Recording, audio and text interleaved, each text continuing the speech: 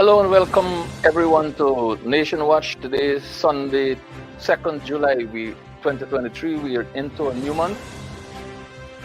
Local government elections are behind us and we're moving forward with appointing our elected representatives across the country.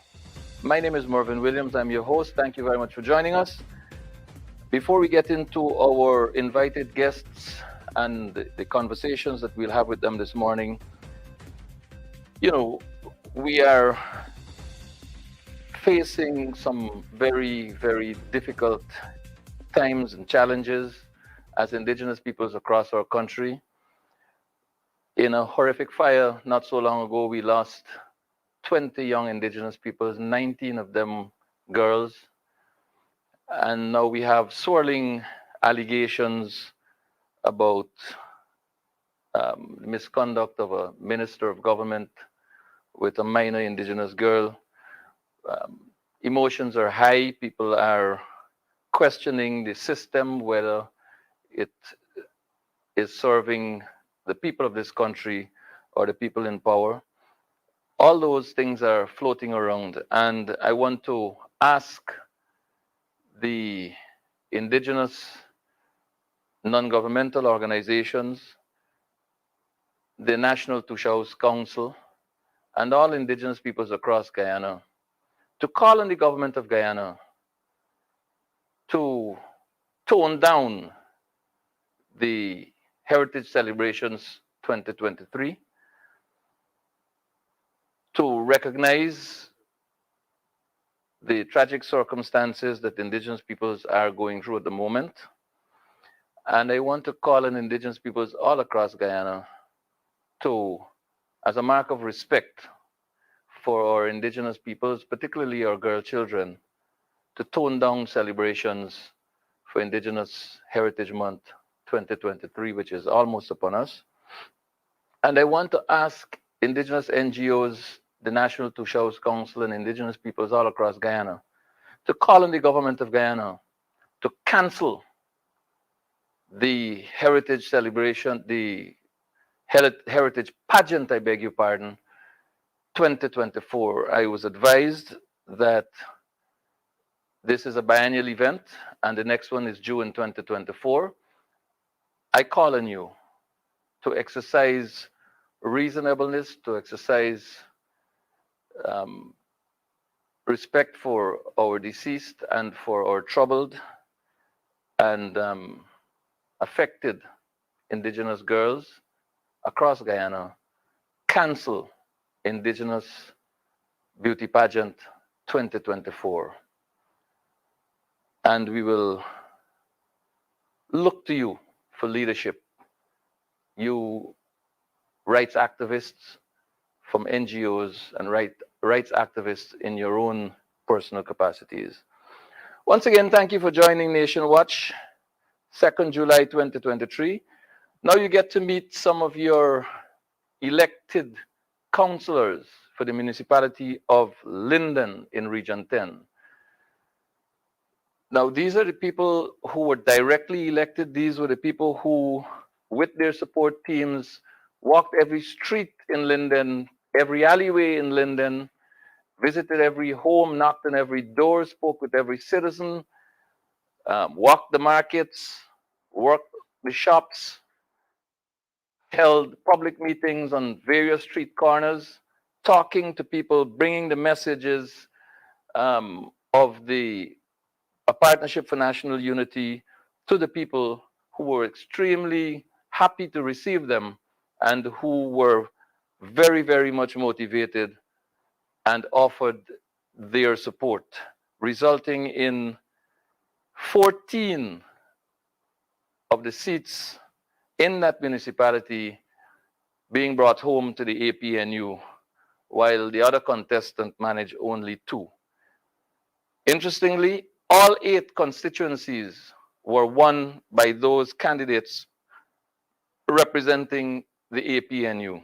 Now you get to meet some of them. I'll ask the technical operator to bring in our guests so that you can be able to meet them. Mr. Sharma Solomon, former regional chairman of Region 10, welcome to Nation Watch. For those who have not yet met you, I think there have been a very, very small minority. Kindly introduce yourself, sir. Hi, good morning. Pleasant Sunday to you and your audience. Marvin, it's good to be on your program. Sharma Solomon, I served before as the regional chairman of Region 10, and I've always remained a very committed community activist on many issues, even after my stint as regional chairman. So, with the coming around of 2023 local government elections, I think it was only important for me to demonstrate that it was absolutely necessary in this fight against the People's Progressive Party.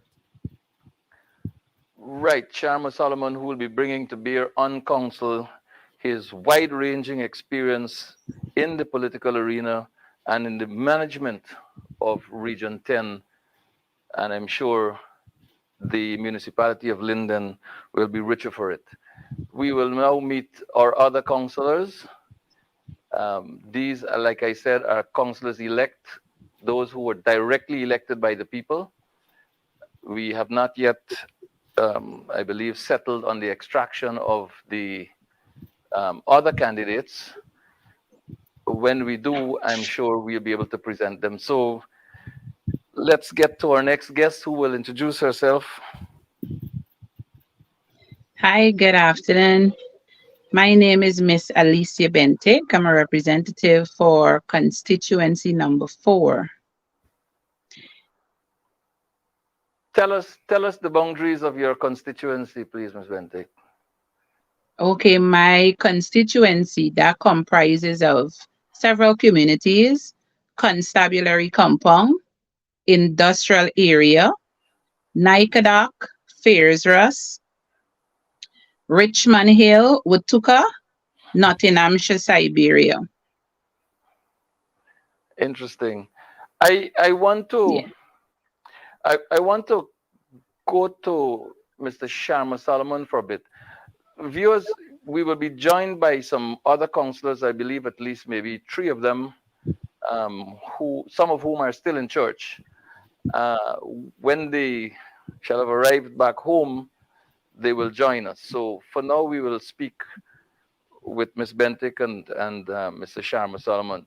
Mr. Solomon, you and Regional Chairman Adams were among the leading managers of this local government campaign 2023. How would you rate the response of Lindeners to the message that the APNU communicated to them? And how would you rate the acceptance of the APNU candidates that were presented in this campaign? I want to say that and a sincere thank you to the people of Linden in those 8 constituencies who responded quite well. It is the highest number in local government turnout that we've ever had in this community. And it reflected the responsiveness of people in those constituencies, as you outlined, towards the message, which we crafted around 2 very simple areas, which was the PPP, what have they so far, with so much resources at their availability, done for you? And how they would have subjected you, where we crafted that message into a concept called the looking for it culture, which people recognized that was where they had placed this community. And then the second message is, what are they going to do for you? Which there is no clear plan of how this community fits into the national agenda. Whether it is in the area of economics, any expansion in the community, there is no clear definitive arrangement to say where Linden and Region 10, you look at the national economics of oil and gas, fits into that, for example, where now you see 65% of the GDP earnings comes from oil and gas, while bauxite, for example, is now down to 0%. And we're still saying, how do we see Linden fit into that? So the message was simple. People saw nothing being done for them, and people do not see where this government intends to take them in terms of national development. And I believe that message was quite simple. And added to that, the sort of arrogance that the People's Progressive Party came to the campaign in buying people off, in extorting votes by getting people to put on a red t-shirt and extorting them if they don't come to vote, they will lose jobs and things like that. So those were also important areas where we saw as getting people to pay attention of just what a government we have administering over them, and also to say to them, outside of that, works on going in the community, whether it's in every constituency. We could have looked at the Bamia Primary School, the synthetic track, the Mackenzie Sports Club, the LUS CSL matter, that these were the attitude and behavior of a government that doesn't consult, doesn't engage and allow for full participation of its citizenry in issues directly related to them. So I think the PPP in themselves also demonstrated where people needed to see that change, or if not change, that stronger representation on issues that will hold them a little more accountable in the area of governance, especially in local government and municipality management. Let's go back to Ms. Bentic. Ms. Bentic, during... Oh no, I think we've lost Ms. Bentic there for a minute. So we'll stick with Sharma Solomon. Sharma, the city of Georgetown is experiencing some grave difficulty due to non-cooperation from central government and massive allegations of overrides of the council's administration by the local government commission. In terms of the fiscal transfer legislation, the city of Georgetown is contending that it is entitled to somewhere in the region of $700 million in subvention per annum, but only receive 30 million in subvention, and the $30 million must suffice for the management of somewhere in the region of 15 constituencies. What sort of challenges in terms of cooperation and financing does Linden face now, to the best of your knowledge? I know you're not inside of the administration yet, and what kind of challenges do you project you will encounter, and perhaps how does the council propose to treat it as a councillor? How do you propose to treat with it? I would like to say on the level of neutrality, there are clear principles on how local government works. And it is established in 2801. I think there is no clearer article in our constitution that empowers local democratic organs than 2801. So I think that should be clearly established, that there are rules and structures of how a local government organ must and should function. It is at that point we intend to start as a municipality and as people who are coming into the council. We had over the past 5 days, and should be wrapping up today, 5 days of orientation. We had Mr. Vincent Alexander, who was very instrumental in the 2013 bringing to life of the Local Government Act. We had Comrade Mortimer Mingo, who served as the first chairman of the Local Government Commission.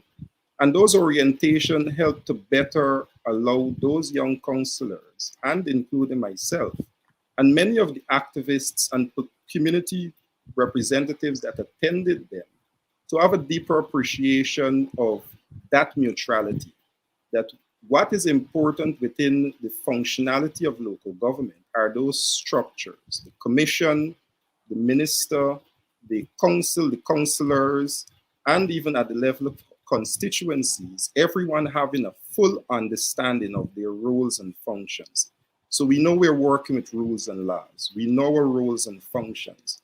How do we get by a government that may pose challenges or prepare to work? Because we have to approach it with that understanding.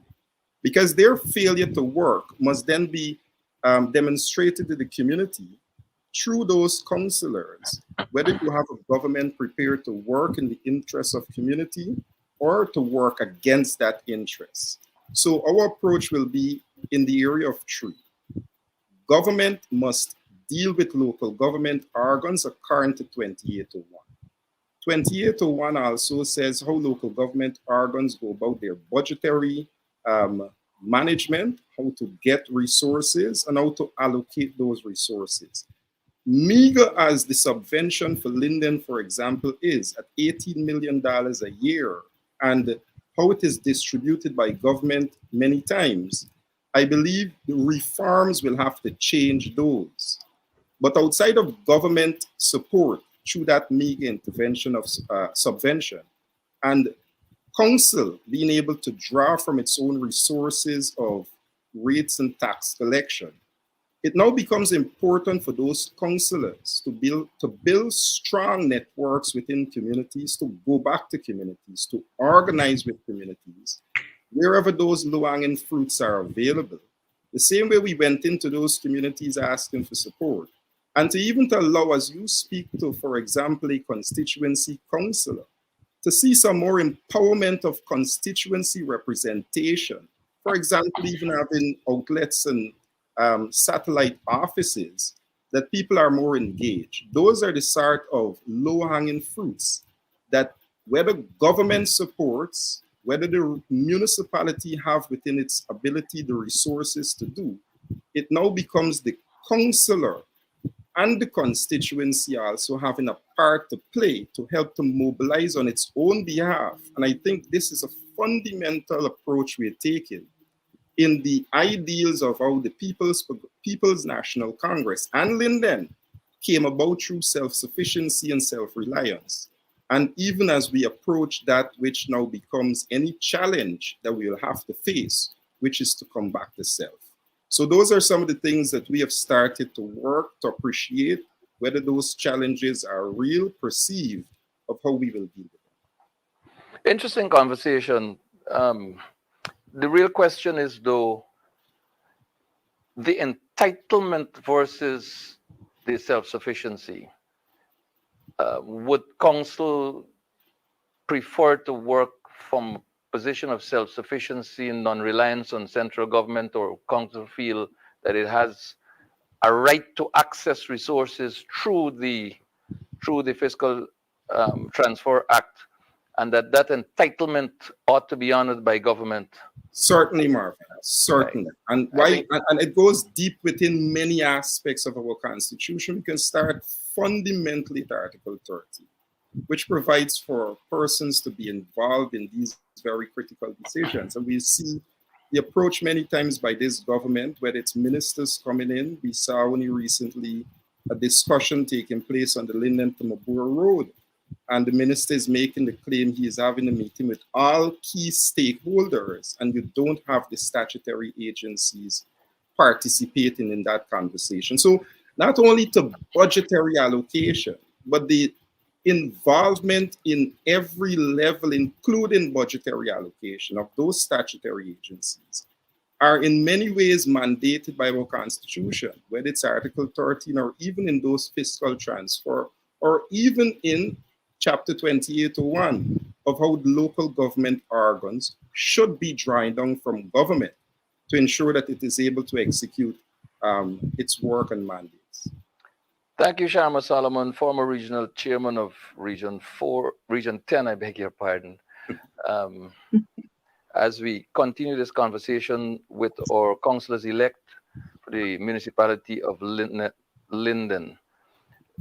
Councillor-elect Alicia Bentic is back with us. We lost her for a bit there.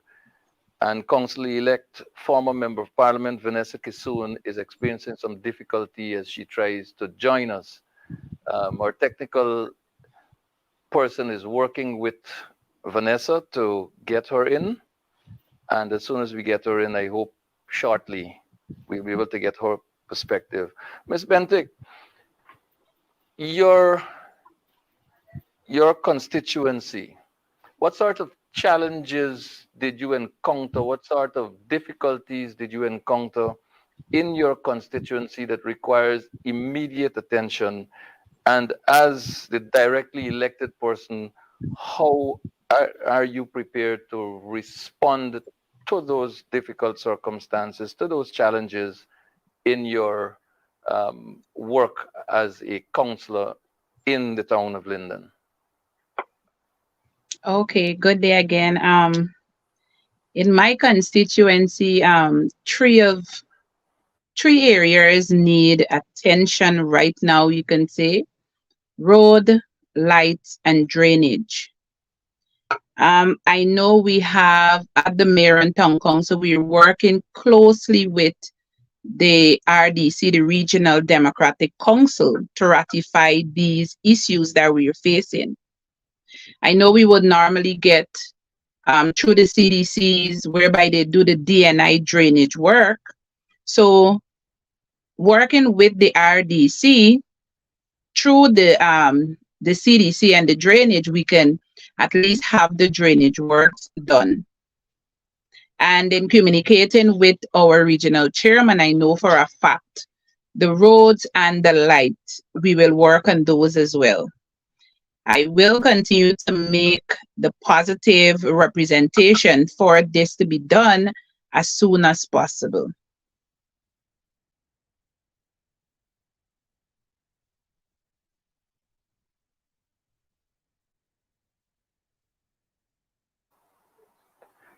In terms of the infrastructure works that are being undertaken by the central government, is any of this in your constituency? I saw not so long ago a citizen who is an advocate for the improvement of the quality of lives for the people of Linden put up on Facebook a particular road which he said was showing signs of damage and sinking and so on, less than 24 hours after it was paved. Is this anywhere within your constituency?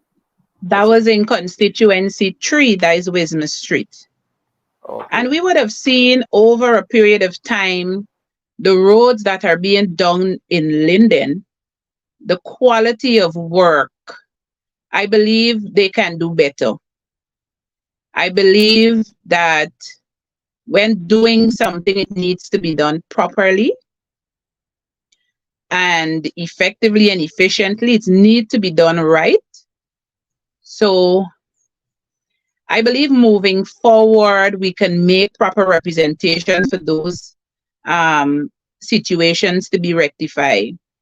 I know that we will continue, in fact, working with the RDC. That is our sister agency, and I know for a fact that working with them, we will be able to understand the process and understand how and when certain projects are being done, so we can have the necessary persons going out there and seeing the process, see what's going on.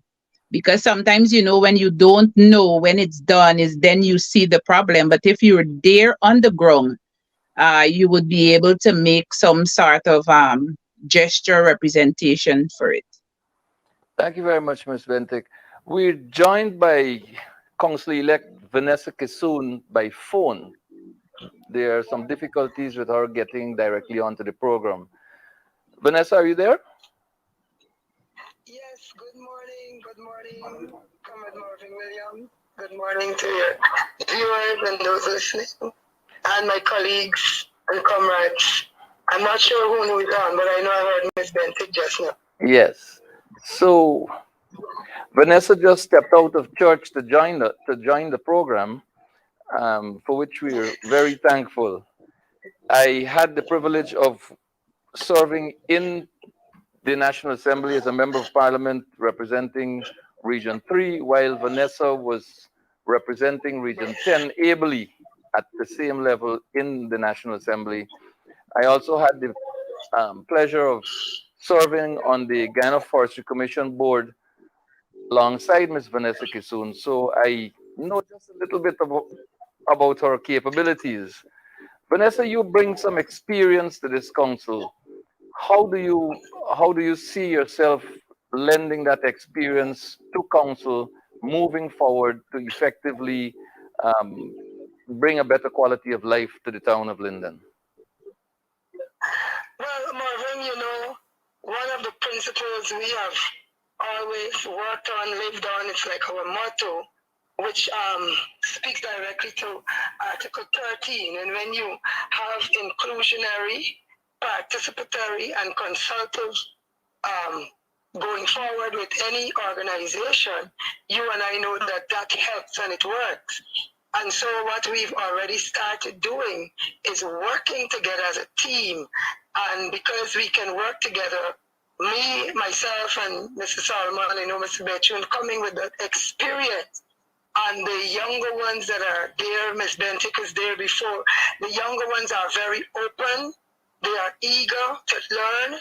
They are excited to work because they want to see development. So coming with the experience and being and having them being included, you know, that's something that's been missing on all sides. When you don't include and allow structures to work, we, as you know, Marvin, we allow structures to work. And once you allow the structures to work, the experience, along with those that are coming on board and eager to learn and to work, then you will see the progress of the new council. So I must say that I appreciate what is happening even right now, because we had some training sessions and we have been working together, and nobody is looking at anyone, you know, above or below anyone in layman's terms. So I know that the experience, along with those that are eager to see development and to work, and I am proud because one of the new councillors, one of my former students. So, you know, from constituency 6, and I've worked with her before, and I know that she's going to, because of the type of student she was, I know she's going to perform well along with the others. And of course, you know, Mr. Solomon always like to ensure that we allow the structures to work, and he has a lot of passion and ideas, and so we've been doing it already, even though we have not entered the council as yet. There's no doubt, there's no question in my mind, and I'm sure there's no doubt in anyone's mind regarding the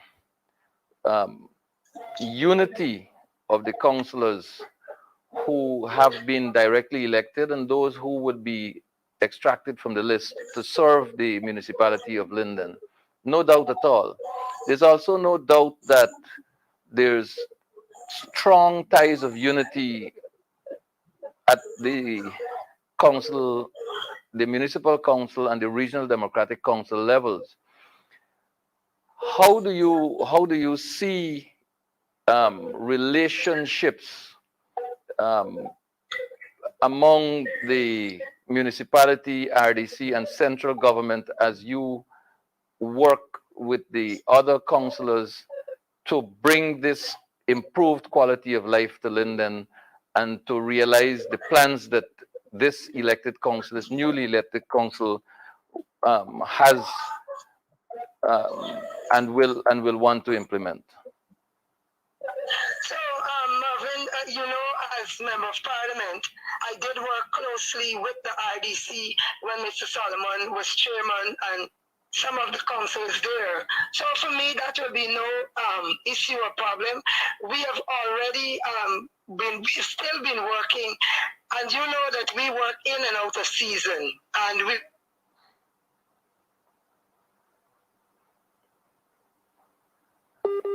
There's a little break there. Hello? Yes, yes, Hello? you're back. We missed you for a couple of seconds, but you're back. Yeah, someone was calling in. So you know Okay. this. Okay.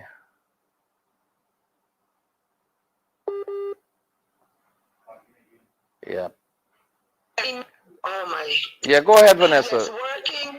Working with the RDC when I was a member of parliament. So it's just a transitioning for me. It's something that I will be continue doing because we always have that unity, that working together.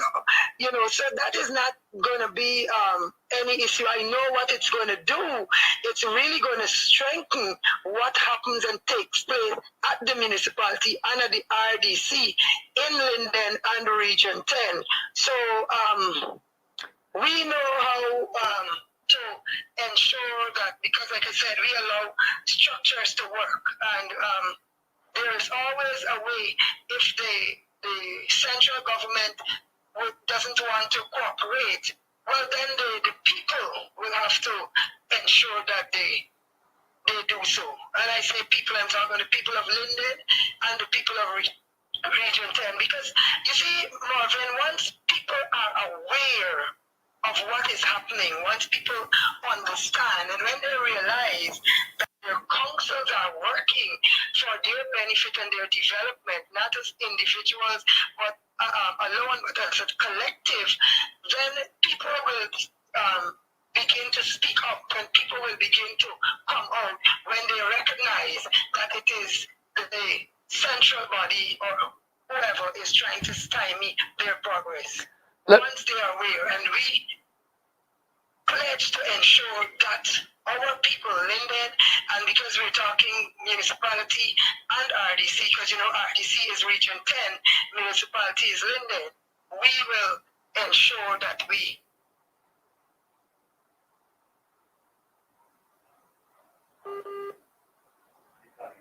Region 10 to ensure that they are aware of the issues and the representations that are made. So it wouldn't be a case where they are wondering. They will be kept up to date. And so they will understand what is really happening when it comes to development and progress of our town and our region. Let me put two scenarios to you, Vanessa. In the run-up to local government election 2023, you seem to be having some difficulty here. Are you hearing? You hearing me? Okay, good. I'm putting these two scenarios to you.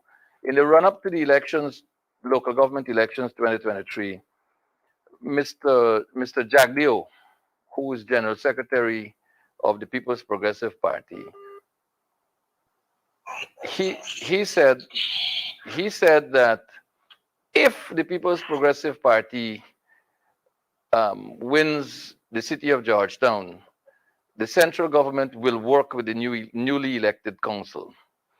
Of course, the People's Progressive Party did not win the city of Georgetown. The APNU did, and very resoundingly as well. The second scenario is this. In the immediate run-up to elections 2023 local government, there was a hype up in the solid waste collection across the city. The garbage was being collected and disposed of. But as soon as the election results were known for the city of Georgetown, the garbage collection stopped because that is the staff side of the council. The staff side of the council was trying to, give one impression, and after the People's Progressive Party didn't win, they stopped doing what they were doing to embarrass the incumbent council. What is happening in Linden? Has there been a commitment from central government to work with this newly elected council? And if not, is this council going to press central government for such a commitment? And in the scenarios number 2 that I gave you, were that to happen in Linden, how would it be treated by this new council? Well, Marvin, first let me say we know that the PPP government operates as bullies, and they operate also as spoil children when they cannot have their way. You know, when you're playing cricket and you're batting, and you know when you're out and you get vexed, you just throw down the bat, kick down the wicket, and nobody else can play. You pick up your ball because it's your ball or your bat, and you go home. I don't know if you ever had those type of experiences when you were a little boy playing cricket. I went to Richard Ishmael. I know a little bit about cricket. Right. But you know, the PPP operates like that. Spoil children when they don't get their way, and because they're holding the coffers, they control that. They believe that they will, try to bully their way in. In fact, Mr. Edgeo did say on television that they will stymie this new council. They want to know where are we going to get money from to ensure. But like I said, once the people earning, and we had some very good insights of ways in which, and I'm not going to say it out loud because sometimes it's not good as a astute politician. You know what to say, when to say, and how to say. But I want to say this, that this council will ensure that they hold central government accountable. And one of the ways I will tell you is that we will let the people of Linden know what is happening. They are already starting to know it because since during the campaign, they were saying things, and after the campaign, they've been saying things on TV. So the people of Linden are aware that central government intends to stymie the progress and development of Linden through the municipality. However, Marvin, like you said, coming with experience, we will be able to ensure that we hold the central government accountable. Thank you very much, Vanessa Kisoon, former member of Parliament. I believe Vanessa and I would have served in the 9th Parliament together. Teacher by profession. I beg your pardon? Teacher by profession, mother by choice and blessings. Former member of Parliament. Those who don't know Vanessa may not be familiar. Well, those who do know her will know for a fact that she openly challenged a former president to a public debate on issues. That challenge has never been responded to, and there are some views circulating out there regarding why that particular challenge from Vanessa Kisoon was met with silence. Thank you very much, Vanessa. I know you're on the phone and therefore wouldn't want to keep you too much longer. So thank you very much for joining us. We will continue the conversation with Ms. Bentic and Mr. Sharma Solomon, unless, of course, you have something to add before you go. Let me say this. I am returning to my fellowship because, like you mentioned, I did part of the service to be a part of this program. But let me say this. And only last night I was watching a video where the Vice President, Mr. Robert Jagdeo, threatened this country. There will be no peace and all of that. If the PPP didn't win, and if this and if that. But we want them to know, Mr. Williams, we're not afraid of those type of threats and consequences. Because like I said, the PPP comes over as bullies. But when people become aware of what is really going on, and when people understand their rights, and a lot of times people remain silent and look as if they're in a shell or they're cocoon, because there are times when people are afraid, and that's because they don't understand their rights. But when people understand their rights and they recognize that there are a lot of young people out there who they're watching because they believe, and the PPP believe, that they can just buy our young people. There are issues in Linden here concerning the grants, and I know we're not going to be talking about that right now, but I hope at some point I will be able to come back on the show so that we can discuss, because the people of Guyana, the people of Linden, Richardson, and the people of Guyana need to understand their rights and need to understand that the central government is there to serve the people and not to be served. And so there are ways. I know there are many some ways. There's a poem I think there are many cumbersome ways to kill a man. There are many ways to ensure that we hold this government accountable. And so we just have to ensure that people are educated and they understand their rights. So I have to take my leave. Thank you very much for having me.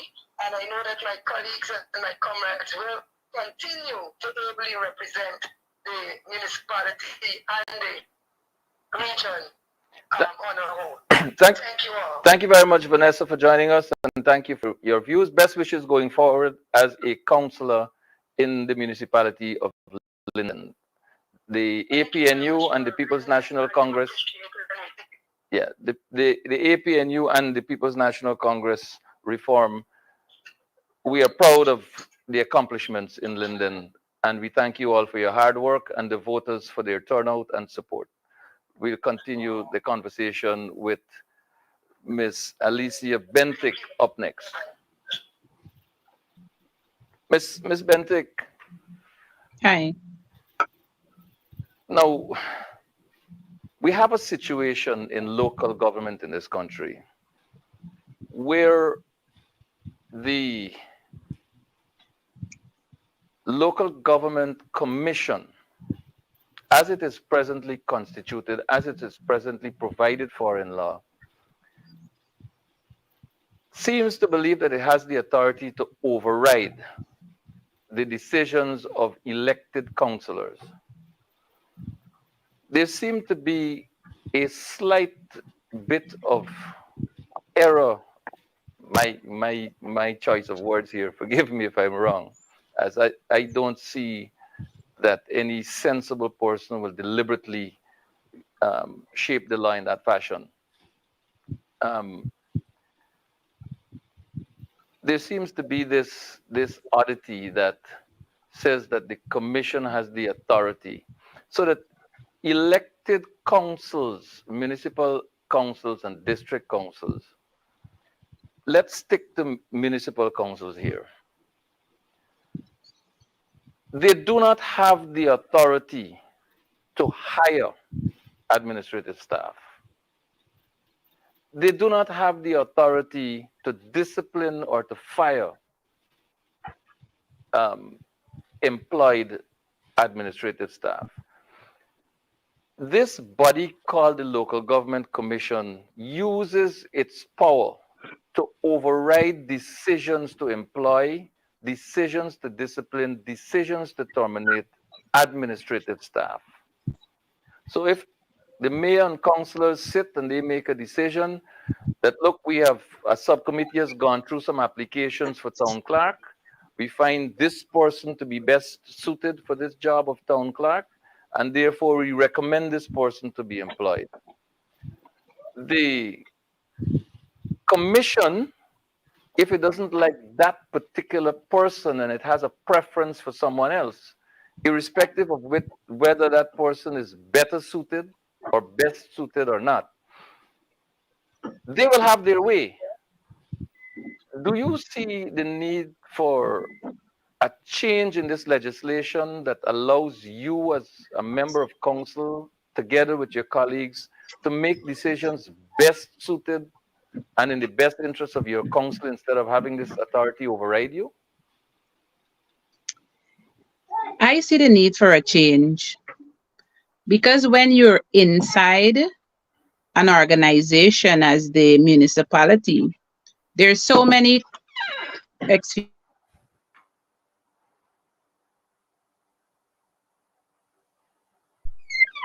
yes. In an organization as the mayor and town council, I see the need for us to work in the confine of the 2801. Because the 2801 give us rules and regulations and the way in which we should function. And when you find the local government,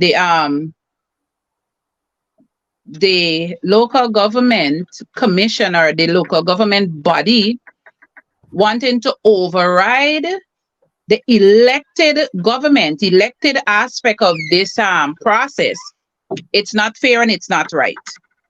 While we know in 2021, I believe then it was, my mind serves me right, we did receive a letter stating that the local government minister would have taken away 97% of the functions of the Linden municipality.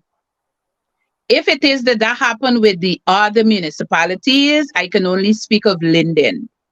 And with that, we were trying our best to work through certain things and we were not getting it done because we realized that if somebody have an issue at the council, we had to take it up with the local authority.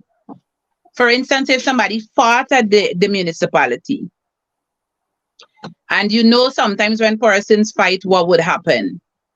And knowing that you have those persons right there at work, and we're waiting for information from the local government. Commission. And with that, it was not good for the managing personnel and the staff itself. So I believe moving forward, we will continue to work with the principles of the 2801 that were giving to us. We will continue to read and look at the Local Government Act as well so that we can better function as a council. Because without looking at the rules and the regulations and really understanding what it is that we need to do, we will work well and we will continue to function properly. Thank you. Thank you. Let's bring Sharma back in here. Sharma, the principle of local government, the principle of local democracy. You know, Hugh Desmond Hoyt was the person who led the process of creating the legislation and for local government and local democracy in Guyana, way back, I believe, 1980 or somewhere around then. And if you look at the framework, it is one that is geared to see government by the people, government for the people, government through the people, and government from the bottom up, so to speak. So that the smallest council, the neighborhood democratic council, the municipal council, they will do the work in the villages, in the wards of the municipality, in the villages of the neighborhood.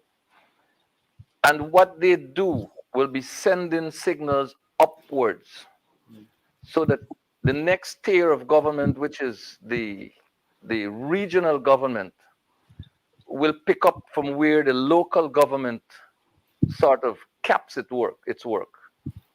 And then that second tier government, the RDC, which you are very familiar with having been a past regional chairman yourself, will now go up to central government for the larger projects, the larger management issues, the larger issues that will engage the attention of ministries of the government now. We have seen a return to this sort of bottom-up government between 2015 and 2020. We have seen from before then, from the first local government election to 2015, a turning upside down, for want of a better expression, of this principle of government, bottom-up government. And we had a minister somewhere in 4th Street, Kingston, directing and dictating how local democracy should function on the ground, how money is to be spent and all that. We have seen a return post-2020 to a top-down approach to government, having no regard whatsoever for local democracy, local government principles and all that. And we just heard about this letter coming to the mayor and town council from central government, relieving it of some of its key and critical functions, an elected body being diluted by central government. Do you share this view that there's now a top-down as opposed to bottom-up government? And if you do, how do you see this being repaired outside of a change of government, of course? Well, I share both views. I share the view that, of course, what we are seeing is a top-down approach to government and the quest to eradicate governance, as you see in the parliament and you see down below. And I agree that it is certainly with the removal of government that you will see the return to fundamental local democratic principles in Guyana. You see, there is an ideological difference. You spoke of Desmond Height and how long the People's National Congress um, and I think it goes to that quest of self-determination and respect. And even if you go as far back as the village movement of people's quest to take portions of Guyana and manage it, and um, the intention of the crown then to ensure it takes from them their ability to have total management over those portions of land they acquire. You see the same principles in the People's Progressive Party as it relates to not only in the 80s, the pushback when you had the Height administration or the Height era of promoting local governance, but even in the Granger administration, where you saw the establishment of capital towns, where you saw the decentralization of the Guyana police force and making them more regional oriented, and really returning to communities the empowerment of their management structures, including local democratic organs. What you saw after 2020, it's a reluctance to that 21 years that you had in the People's Progressive Party of not even having local democracy, local government elections, stymied. So 3 years into 2020, 2023, a reluctance to keep local government elections. And when those elections were held, even though advised that the list and other things that will ensure that 2 weeks on, we don't see GCOM taking time to not only certify, but to have councils sworn in so that they can have work for local democratic groups on the ground done. So those for me represent strong ideological difference of how we view returning power, as you mentioned, the top down and the bottom up approach to government and governance that allow people a more involved relationship in how they see their communities working. And I go right back to that very example of the road to Linden to Madia, because it's only recent as a few days, where a minister can make reckless the claim that all stakeholders were involved in this conversation that affects the most populated tongue between the coastland and the interland. This is the bridge between that and a critical piece of infrastructure. And the people of this community, through their elected and local representatives, were not invited. And he is so calm to say all stakeholders were involved. So I think in that very basic example, you see fundamentally how this government treats local democracy, respect for government, respect for governance, as opposed to a People's National Congress coming from the Desmondite era, promoted by a David Granger, for example, in these capital towns, and even what we saw in the structures of local democracy, whether it's the empowerment of the commission in 2013, the laws in 2013, and the empowerment of the commission in 2019. And then you see, even with the commission having that power and allowing the local democratic organs to have that power to hire, to fire, to make recommendations. In 2021, a letter to local democratic groups, municipalities, and neighborhood democratic council by this local government minister saying 19 of those hires have now returned directly to him, again, demonstrates just that ideological position of where this government sees local democracy as opposed to a People's National Congress and how we have been promoting local democratic principles. Thank you very much, Sharma. We are completely out of time. I'd like to thank you and the other elected councillors who joined us on this program today. Thank you, Ms. Bentic. Thanks to Ms. Vanessa Kisoon, Mr. You're Sharma welcome. Solomon. And I thank the people of Linden on behalf of the People's National Congress Reform and the Partnership for National Unity, for your resounding victory in the municipality of Linden. I trust that you will do well by your people. Congratulations and best wishes going forward. And to our viewers and wherever you've joined us from today, thank you very much for joining us and staying with Nation Watch. I'm Mervyn Williams, your host, thanking you ever so much for joining us. Have a blessed rest of the day.